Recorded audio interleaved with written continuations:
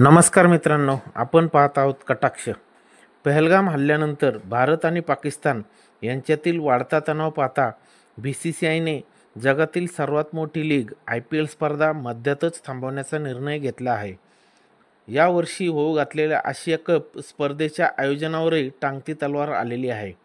आशिया cup 2025 रद्द झाल्यास Pakistan cricket बोर्डाला आर्थिक आणि क्रिकेट क्षेत्रात फार मोठे नुकसान होऊ शकते.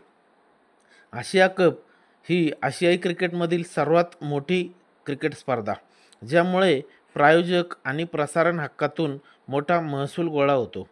भारत पाकिस्तान सामन्यांना जगभरात प्रचंड लोकप्रियता मिळते, त्यामुळे TV आणि डिजिटल प्रसारणातून मिळणारा प्रचंड नफा हा पाकिस्तान क्रिकेट बोर्डासाठी महत्त्वाचा असतो. अशातच आशिया कप स्पर्धा रद्द झाली तर या स्पर्धेतून मिळणाऱ्या महसूल पूर्णपणे बुडेल. दहशतवादाचे कारण देत भारत पाकिस्तानच्या धर्तीवर क्रिकेट खेळण्यास कायम नकार देत आलेला आहे. या कारणास्तव भारत पाकिस्तानचे सामने अनेक वर्षापासून त्रयस्थ ठिकाणी खेळवले जातात. 2025 स्पर्धेचं आयोजन भारताकडे असल्याने स्पर्धेला आपोआप ग्लॅमर प्राप्त होते.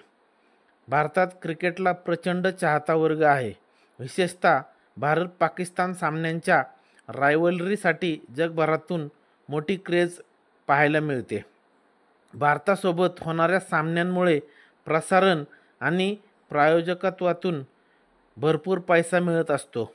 आशिया कप रद्द झाल्यास सहभागी संघातील खेळाडूंना 2026 साली होणाऱ्या T20 विश्वचषकापूर्वी मोठ्या स्पर्धेत खेळण्याची संधी देखील मिळणार नाही, ज्यामुळे विश्वकप तयारीवर देखील त्याचा परिणाम होऊ शकतो. पाकिस्तान सरकारच्या कृतीमुळे PCB आणि ICC तसेच आशियाई क्रिकेट परिषदेत यांच्यात असलेले संबंध बिघडू शकतात, ज्याचा दीर्घकालीन परिणाम पाकिस्तान क्रिकेटवर होऊ शकतो. तसेच आशियाई क्रिकेट स्पर्धा रद्द झाल्यास पाकिस्तानच नव्हे तर बांगलादेश आणि श्रीलंका या इतर क्रिकेट बोर्डांनाही आर्थिक नुकसान सोसावे लागू शकते, कारण ही स्पर्धा त्यांच्या क्रिकेट बोर्डांना मोठा महसूल मिळवून देत असते. पहलगाम दहशतवादी हल्ल्यानंतर भारत पाकिस्तान संबंध तणावपूर्ण झालेले आहेत. यामुळे भारतामध्ये पाकिस्तान संघ खेळण्यास मनाई करू शकतो. त्यामुळे BCCI आणि भारत सरकारच्या भूमिकेमुळे पाकिस्तान क्रिकेट संघाला या स्पर्धेतून बाहेर ठेवले जाऊ शकते, ज्यामुळे आर्थिक तोटा सहन करावा लागू शकतो. अलीकडेच सुनील गावस्कर यांनी एक प्रस्ताव समोर ठेवला असून आशिया कपऐवजी पाकिस्तान वगळून 3 ते 4 देशांची छोटी स्पर्धा आयोजित केली जावी. हा प्रस्ताव मान्य झाला तर पाकिस्तान क्रिकेट बोर्डाला मोठी आर्थिक झळ बसू शकते.